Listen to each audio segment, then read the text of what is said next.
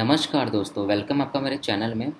तो आज हम लोग बात करेंगे न्यू कंज्यूमर प्रोटेक्शन एक्ट के बारे में। ठीक है, ये एक्ट कब पास हुआ था, इसमें क्या क्या न्यू रूल्स रेगुलेशंस आए हैं, ये हम लोग के लिए क्या क्या हम लोग के लिए एडवांटेज है, इसमें सब कुछ हम लोग उसके बारे में बात करते हैं। ठीक है, तो देखिए, the newly enacted Consumer protection Act comes to power from Monday. ठीक है, मतलब 20 जुलाई से पावर में आ जाएगा, मतलब आ ही गया जब से मैं वीडियो बना रहा हूँ। Replacing more than 3 decade of old consumer protection act. 1986 में जो प्रोटेक्शन एक्ट बना था उसको ही रिप्लेस कर दिया। रिप्लेस करके नया जो है ये आया पावर में, 20 जुलाई से आ गया पावर में।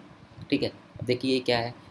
The consumer protection bill 2019 was introduced in Lok Sabha on 8 July by the ministry of consumer affairs Ram Vilas Paswan. It was pass by Lok Sabha 30 July को ये पास हो गया था। ठीक है, ये राज्य लोकसभा में पास हुआ था और ये 6 अगस्त को राज्यसभा में पास हो गया था। ठीक है, अब उसके बाद प्रेसिडेंट का अप्रूवल होना जरूरी है, तो देखिए प्रेसिडेंट ने भी 9 अगस्त को 2019 को, ठीक है, अप्रूवल इसका कर दिया था। तो फाइनली 9 अगस्त 2019 को हो गया था। और जो उसका डेडलाइन रखा गया था कि कब से पावर में आएगा, तो 20 जुलाई से पावर में आएगा। तो मतलब आज 20 जुलाई, मतलब आज से ही पावर में आ गया है। ठीक है, तो देखिए ये है क्या।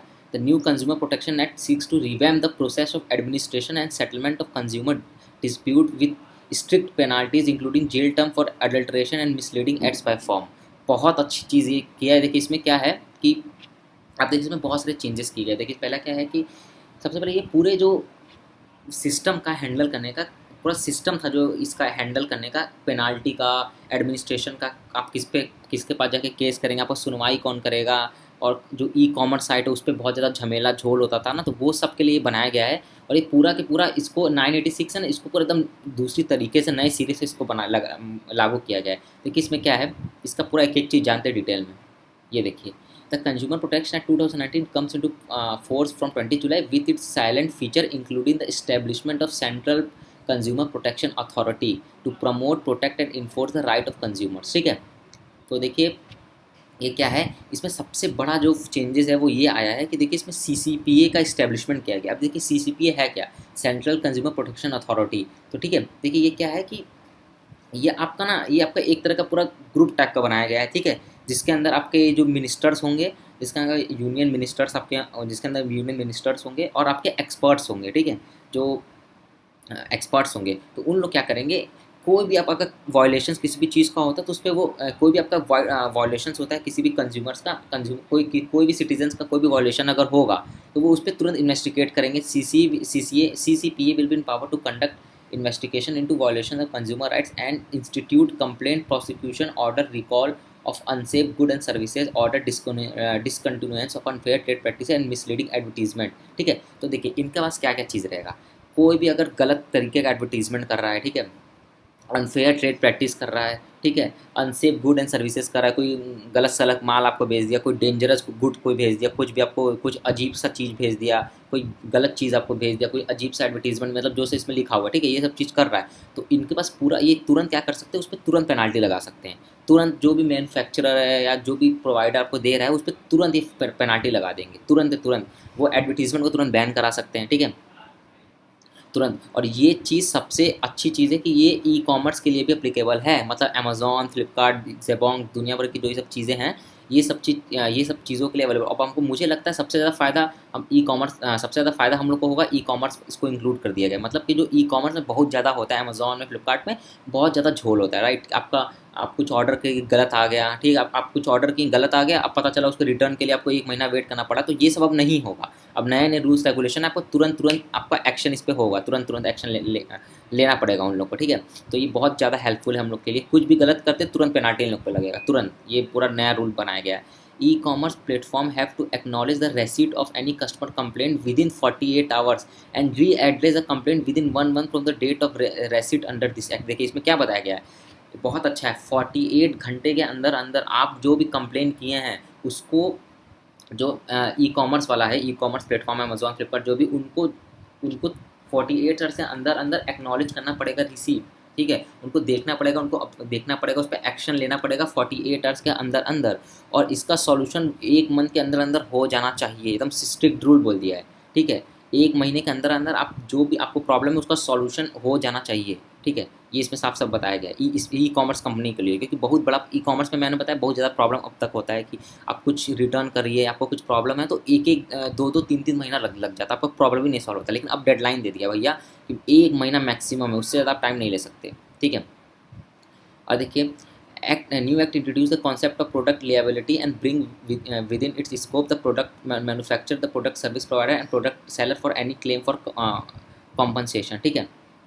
तो आपको अगर आप कोई क्लेम करते हैं, ठीक है, आपको अगर आपको कुछ कुछ डैमेज आ जाता है, आपको कुछ आ जाता है, उस पर क्लेम करते हैं तो आपको कंपनसेशन मिलेगा, ठीक, आपको कंपनसेशन देगा वो, उसको मजबूरी है, उसको देना पड़ेगा। तो ये बहुत स्ट्रिक्ट रूल्स ये सब लागू कर दिया गया है, ठीक है। For misleading advertisement there is a provision for jail term and fine for manufacturers, ये मैंने आपको बता ही दिया, ठीक है। तो उनकी अगर कुछ भी एडवर्टीजमेंट गलत करके एडवर्टीजमेंट आप कर रहे हो तो आपको जेल भी हो सकता है और फाइन भी हो सकता है, या दोनों हो सकता है, ठीक है। उसके अलावा हाँ, जो सेलिब्रिटीज़ होते हैं, जो मॉडल्स होते हैं, जो एडवर्टीजमेंट करते हैं, उनको जेल वेल कुछ नहीं होगा, लेकिन उनको बैन जरूर किया जा सकता है। देखिए there is no provision for jail for celebrity but they could be ban for endorsing product if it is found to be misleading, ठीक है। There is also provision for class action law suit for insuring that right of consumer are not infringed upon, ठीक है। The authority will have power to impose a penalty on manufacturer or endorser of up to 10 lakh rupees and imprisonment for up to 2 years for false or misleading advertisement, ठीक है।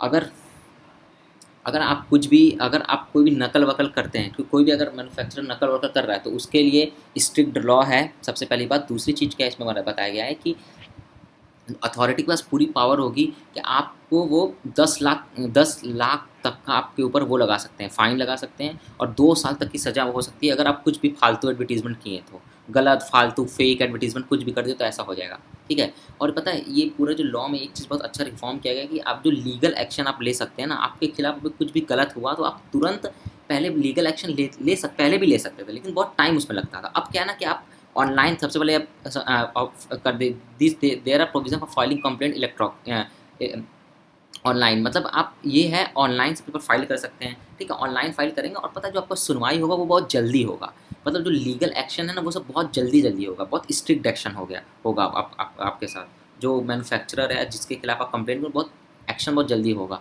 ठीक है। देखिए यहाँ लिखा भी हुआ है the consumer will be able to file case in nearest commission under the jurisdiction of which he resides. Consumer can file complaint from anywhere and they do not need to hire lawyer to represent their cases, ठीक है। सो देखिए यहाँ पे आपको lawyer की भी ज़रूरत नहीं है अगर आप केस फाइल करते हैं, ठीक है, सिंपल सी बात है। और पता है ये देखिए यहाँ पे लिखा there will be strict timeline fixed in the rules, और टाइमलाइन भी फिक्स कर दी, ये बहुत अच्छा टाइम किया है, टाइमलाइन भी फिक्स कर दिया है और सब कुछ बहुत स्ट्रिक्ट कर दिया है कि भाई आपको स्ट्रिक्ट कुछ भी हुआ तो आप तुरंत उसको स्ट्रिक्ट एक्शन होगा। आप केस करते हो तो आपको केस करेंगे तो बहुत जल्दी सुनाई आपका होगा, ठीक है। तो ये सब सारी चीज़ें आपका है मिला के, तो ये प्रोविज़न बनाया गया। तो ये पहले पास तो मैंने बताया 2019 में होगा था, लेकिन अब जाके 20 जुलाई को अब जाके फोर्स में आया। तो अब देखिए बहुत हेल्प हम लोग को करेगा। स्पेशली मैं सबसे ज़्यादा खुश हूँ कि ई कॉमर्स वेबसाइट वालों के लिए, ठीक है। ई कॉमर्स में बहुत ज़्यादा प्रॉब्लम होता है अमेजॉन फ्लिपकार्ट में कि आप कुछ ऑर्डर करते हैं तो रिप्लेसमेंट नहीं होगा, तो कभी डिफेक्ट पीस आ जाएगा, कभी कुछ होगा। लेकिन अब बहुत स्ट्रिक्ट एक्शन हो जाएगा, तो इनको तुरंत अब टाइमलाइन भी गवर्नमेंट सब फिक्स कर दी है, ठीक है। ये लिस्ट दिखा देता हूँ, ठीक है, फाइन्स में कैसे कैसे क्या लगेगा, थोड़ा सा उसका है ब्रीफिंग। ये देखिए अगर अगर आपको कुछ नहीं होता, अगर कुछ खा पी लेते और आपको कुछ नहीं होता है, ठीक है, तो 1 लाख तक का फ़ाइन लगेगा मैन्युफैक्चरर के ऊपर, ठीक है। अगर बहुत ज़्यादा कुछ खाने पीने पे बहुत आपको प्रॉब्लम हो जाता है कुछ, तो आपको जो मैन्युफैक्चरर है उस पर 3 लाख तक का फ़ाइन लग सकता है, या वो 1 साल के लिए जेल भी जा सकता है। आपको बहुत ज़्यादा कुछ प्रॉब्लम पता चला, आपको कोई कुछ ऐसा बेच दिया, आप खा लिए, ठीक है, आप खा लिए, आपको एकदम बहुत ज़्यादा तबीयत बिगड़ गया, हॉस्पिटल में एडमिट हो गए, बहुत प्रॉब्लम हो गई, तो जो मैन्युफैक्चरर है उसको 5 लाख तक का फ़ाइन लग सकता है, या 7 साल तक का जेल भी हो सकता है, जेल में भी जा सकता है। और अगर आपकी मौत हो जाती है, ठीक है, तो तब तो बहुत ज़्यादा सीरियस होगा, तो फिर वो डेफिनेटली जेल तो जाएगा ही जाएगा, या बढ़ भी सकता है, और 10 लाख के ऊपर तक का फ़ाइन लग सकता है उसके ऊपर, ठीक है। तो ये एक मैं आपको शॉर्ट में बता दिया। तो आई होप आपको सब समझ में आ गया होगा। तो बस आज के वीडियो पर इतना ही। So friends, thank you for watching. Please do like, share and subscribe my channel. Bye bye, take care.